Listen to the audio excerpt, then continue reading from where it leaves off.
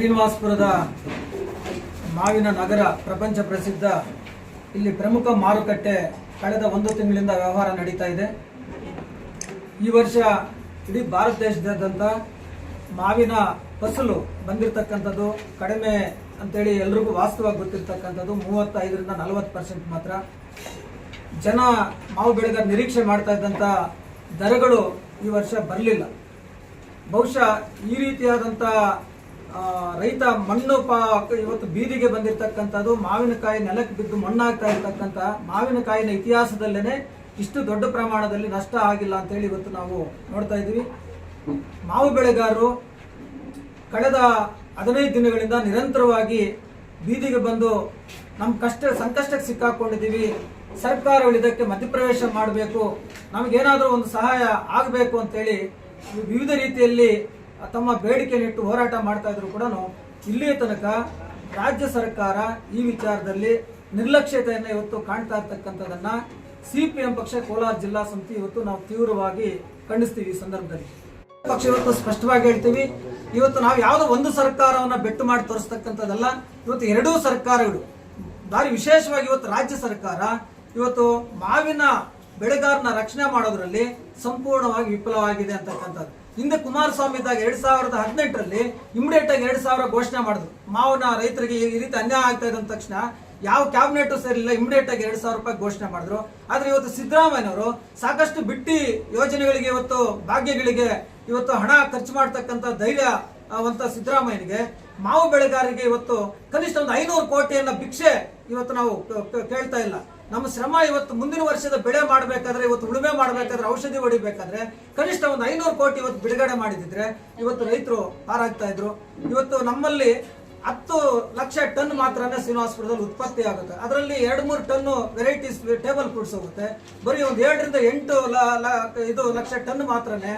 ಆ 7-8 ಲಕ್ಷದ ಟನ್ಗೆ ಕೇವಲ ಇವತ್ತು 400ರಿಂದ 500 ಕೋಟಿ ಬಿಡುಗಡೆ ಮಾಡಿದ್ರೆ ಖಂಡಿತ ಇವತ್ತು ಮಾವು ಬೆಳೆಗಾರರು ಉಳಿತಾ ಇದ್ರು ಅಂತಕ್ಕಂಥದ್ದು ಇವತ್ತು ನಾವಿಲ್ಲಿ ಸ್ಪಷ್ಟವಾಗಿ ಹೇಳ್ತೀವಿ.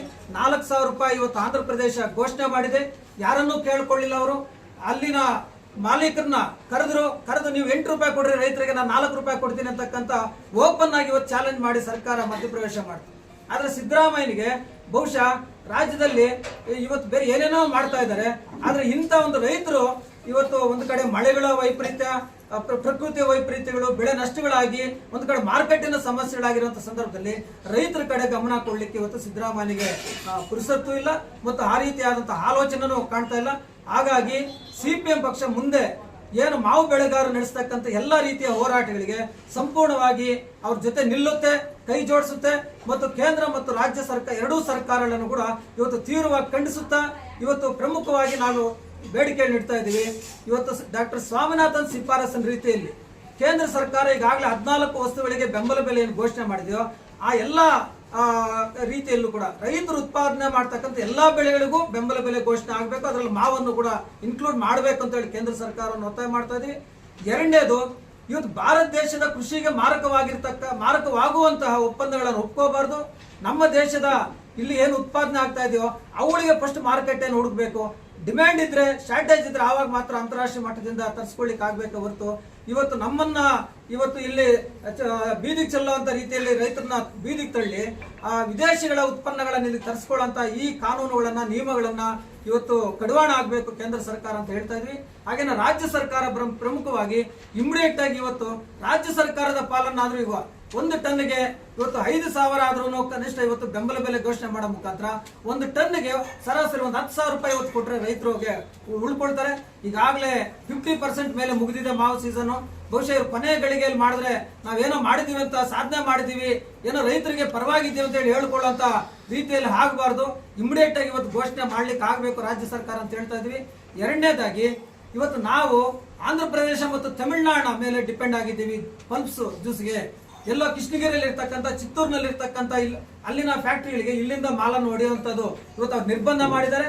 ಹಾಗಾಗಿ ನಮ್ಮಲ್ಲಿ ಕರ್ನಾಟಕದಲ್ಲಿ ಮಾವಿನ ತಿರುಳು ತೆಗಿತಕ್ಕಂಥ ಹೆಚ್ಚಿನ ಕಾರ್ಖಾನೆಗಳನ್ನ, ಉಪ್ಪಿನ ಕಾರ್ಖಾನೆಗಳನ್ನ, ಕಾಯಿ ಕಾರ್ಖಾನೆಗಳನ್ನ ಇಲ್ಲಿ ಪ್ರಾರಂಭ ಮಾಡಬೇಕು. ಇದ್ರ ಜೊತೆಗೆ ಇಂಥ ಒಂದು ಯಾವಾಗಲೂ ಇನ್ನೊಬ್ಬರ ಕೈ ಹಿಡಿಯೋ ಕೆಲಸ ಬಿಟ್ಟು ಒಂದು ಸಹಕಾರಿ ತತ್ವದಲ್ಲಿ ಬಾರಿ ಪ್ರಮುಖವಾಗಿ ಕೋಲಾರ ಕೇಂದ್ರವಾಗಿ ಒಂದು ಇವತ್ತು ಜ್ಯೂಸ್ ಫ್ಯಾಕ್ಟರಿಯನ್ನ ರಾಜ್ಯ ಸರ್ಕಾರ ಪ್ರಾರಂಭ ಮಾಡಲಿಕ್ಕೆ ಮುಂದಾಗಬೇಕಂತೇಳಿ ಈ ಸಂದರ್ಭದಲ್ಲಿ ನಾವು ಈ ಗೋಷ್ಠಿಯನ್ನು ಉದ್ದೇಶಿಸಿ ಮಾತಾಡಿದ್ವಿ.